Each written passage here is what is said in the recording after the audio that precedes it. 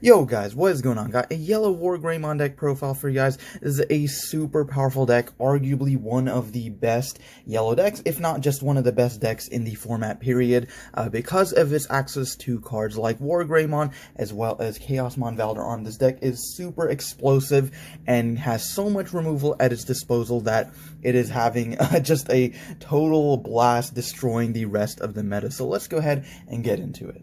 So for the level 2s for the Digi-Eggs, I'm playing 4 copies of Koromon and 1 copy of Upamon. Both of these guys have different effects, but they basically strategize off of having 3 or fewer security cards, which is not too difficult to do because you are playing cards like WarGreymon as well as Blinding Light. Koromon lets you get minus 1,000 to one of your opponent's Digimon, and Upamon lets you draw 1 card. I figured the minus 1,000 is more important, especially when you pair that with WarGreymon. That's a minus 7,000 every time you are triggering this when attacking skill. And then Upamon, the draw is nice, but I think I'd rather see Koromon, so hence why I'm playing a 4-1 ratio. So that's it for the level 2s. For the level 3s, I am playing a fairly standard lineup. So first of all, we've got 4 copies of Patamon. This is starter deck Patamon. So whenever you reduce an opponent's Digimon DP to 0, you get to gain a memory off of his inherited skill. You are doing that quite often in this deck with things like WarGreymon and Angemon and Chaosmon Valorarm. So this guy is pretty much a staple in any yellow deck. We've seen him in Greymon and many other variants. So I think he's going to continue to be good. And then now for the new level 3s, we are playing 4 copies of Pulsemon. Pulsemon, I think, is going to be a staple in many yellow decks going forward because of his fantastic on-play effect. He has 2 effects. Basically, if you play him and you have 3 or more security cards, you get to draw a card, and if you have 3 or fewer, you get to gain 1 memory. If you are at exactly 3, you get to resolve both. So playing a 2-cost rookie that also is a Gabumon that lets you draw a card whenever played. So this guy is super nice, especially when you pair him with things like WarGreymon that can help you tutor it out for free. So I know this card is a little bit expensive, so if you do not have access to Pulsemons, I would recommend either swapping these out for Bushi Agumon or another couple copies of Salamon here. I'm playing only 2 copies of Salamon, mainly for space reasons. I'm already playing a very tight deck list, so I didn't think this was explicitly necessary, but Salamon gives you minus 1,000 to one of your opponent's Digimon whenever you are attacking. So that's actually not once per turn, which is the great thing about it, because WarGreymon can usually attack twice, so he can give you minus 7,000 when he's attacking if you have this, and then another minus 7,000 when you attack the second time. So that's a total of minus 8 if you do happen to have this. And then if you pair that with like a Gatomon or something, that's an extra minus 2,000 DP reduction. And then to round off our kind of traditional level 3 count, we've got 2 copies of Bushi Agumon. This guy has the Rush ability, which is new to BT4, basically meaning this Digimon can attack the turn it is played. So that is super powerful because you are often bringing out your yellow level 3s for free off of something like Angemon, or even if you do have the memory available, maybe if you have TK and then you go into a Blinding Light, you can play this guy for free, and then, or sorry, not for free, but you can basically attack with him.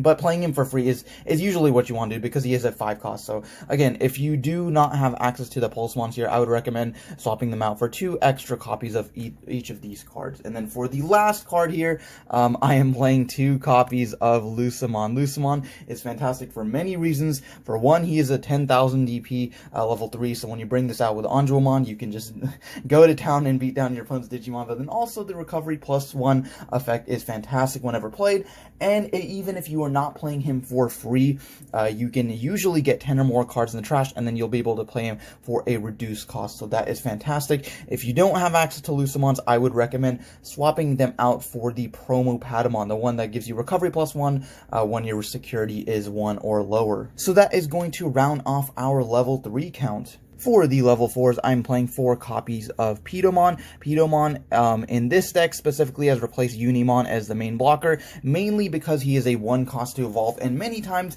you don't really care about having your blocker on field. We've seen in the past where blockers can be very important, and of course, blockers are still important, hence why I'm playing 4.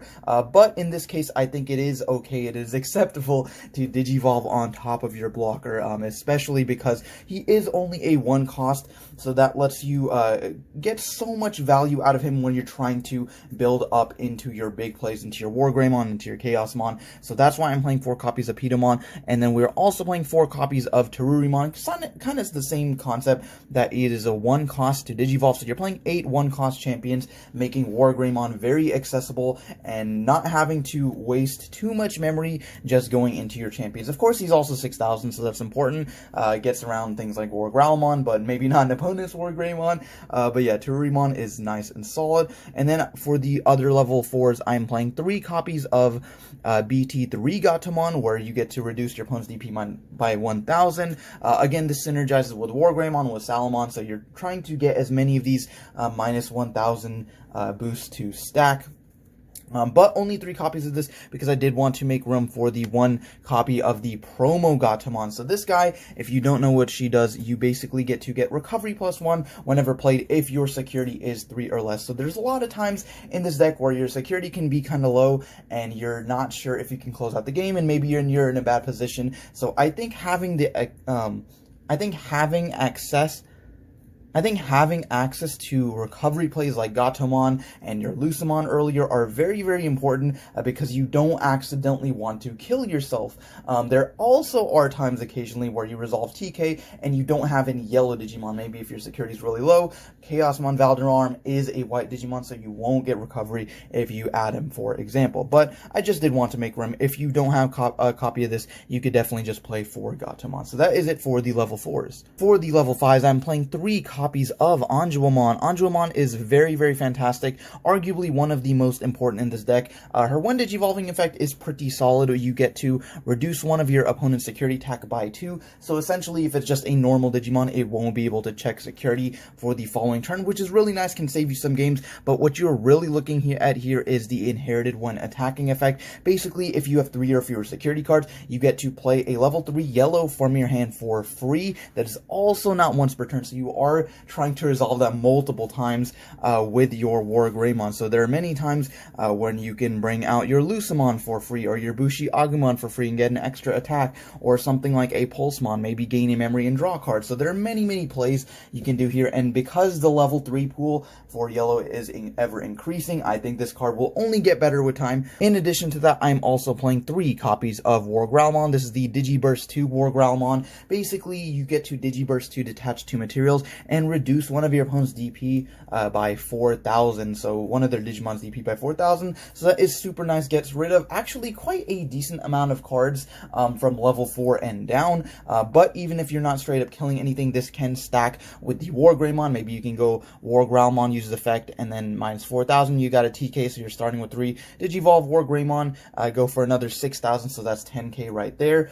And if you've got something like a Slosh Anjuamon, that can potentially be a level 6 killer by just going to minus 12,000. So then to round off the level 5 count, I am playing 2 copies of Red Rise Greymon. Red Greymon is really good. I am playing TK in this deck, so only 2 copies because this isn't like a Shine Focus deck. But even if you're not resolving his his main Digiburst effect, his when attacking inherited is also very fantastic. Basically playing like another copies of like the Gatomon line, kind of like the DP reduction line, but he does minus 2,000 if you do have a tamer, so that can be very fantastic, making WarGreymon's reduction a minus 8 just off of him alone. So that is really nice. He is also treated as a yellow. If you're wondering like why there's a red card in here, he is treated as a yellow while he is in your battle area, so that's really fantastic. And that rounds off the level 5s. And then for the level 6, we've got the man himself, the man, the myth, the legend, the Dragon Slayer WarGreymon. This is one of my favorite Digimon, so I'm super excited when we finally got this in the English TCG. But WarGreymon is fantastic for so many reasons. First of all, he is a 3-2 evolve. That's always nice. He has a once per turn effect where you can add the top card of your security, so you're getting a +1, even though, of course, you are hurting yourself, but you're getting a +1, which can be crucial sometimes. And then you get to reduce something by 6,000 and unsuspend him, so he can potentially attack twice, reduce something by 6,000. That is just super good. If your opponent has anything that is champion or below, they are for sure dying. And Even if they've got like a powerful Digimon, if they have something suspended, like let's say they've got an Omnimon suspended, you can reduce it by 6,000 and attack over it. So this makes this card so versatile, and of course, being able to attack twice and closing out games quickly is what this deck does. So WarGreymon is just so fantastic for those reasons, and to kind of supplement that, I'm of course also playing 3 copies of Slash Angemon. Not the fourth. The 4th slot is reserved for my 1 copy of Magnadramon, and I'll get to why I'm playing this in a second. But Slash Angemon is of course fantastic because the minus 8,000 is very, very crucial. Even though he is only 8,000 DP, which is pretty terrible, sometimes you just want to Digivolve him to build on up into your level 7 plays, and then you also can pair him with something like WarGreymon, like I said earlier, to make that minus 8,000 even more impactful. The 1 copy of Magnadramon is here because I found myself kind of being in a scenario sometimes where if my opponent got rid of my WarGreymon, I was kind of in a pickle and I didn't know what to do. So 1 copy of Magnadramon actually has come in clutch for me many times. The recovery +2 is super important. Of course, being able to stack your security with powerful cards like maybe a Valdorm or a TK or something, but the recovery +2 has literally saved me games. Of course, he also has that Lord Nightmon effect where you get to basically spit out a level 3 whenever attacking, so that can also be helpful. Go into a Bushiagumon or a Lucamon, so just another way of getting those level 3s out on field for free. And then for the final Digimon in the deck, I am playing 3 copies of Chaosmon Valdorm. This guy is an absolute format warping card. This card is so amazing, arguably one of the best level 7s in the game. When Digivolving, you get to activate the following effect twice, so minus something by 7,000. So if you stack that, that is a minus 14,000, gets rid of plenty of level 7s, or you could get rid of 2, maybe level 5s or something. But this works so well, especially when you pair it with these guys, because that can potentially wipe your opponent's whole board. So I can't say enough good things about this card. But if that wasn't enough, you also get +3 memory when he is deleted if your opponent outs him in some way. So a lot of times, they'll just leave him on field because they don't want you to have that memory. But then in doing so, you have a 14,000 DP Digimon that is just going through your opponent's security like crazy. So that is why I recommend at least 2 copies of him, but he is just such a fantastic card. So that is it for the level 6. And then lastly, just for the tamers and the option cards, I am playing 3 copies of TK Takaishi and 2 copies of Blinding Ray. These guys are so good. Blinding Ray is the new option card out of BT4, and it's fantastic because you don't need a tamer on field to have that 3 memory at the start of your turn. You just basically trash top card of your security and gain 2. And fun fact, if your security is at 0, you basically just get this for free, and you don't have to trash the security. TK is good because you guarantee yourself the 3 memory, and of course searching through your security is always nice, and of course hitting this off of an opponent's like security check when they attack your security is always fantastic as well. So that's why I really like this. 3 is enough. I don't think 4 is like super necessary. Again, this isn't a Shine Greymon deck, but if you do happen to get this out with Red Rise Greymon for free, that's nice, but hard playing it is not bad either. And then the Blinding Ray, of course, is just to supplement this. Sometimes you can start with 5 memory and then you can just go off, which is pretty sweet. But yeah, I think this lineup is fine. So guys, that is going to be the deck profile. Let me know what you guys think in the comments below. Did you like it? Are you looking forward to playing Yellow WarGreymon, or are you not looking forward to playing against it? Let me know in the comments. But if you did like the video, go ahead and like it. Subscribe for more content. But thank you guys for watching, and I will see you guys next time.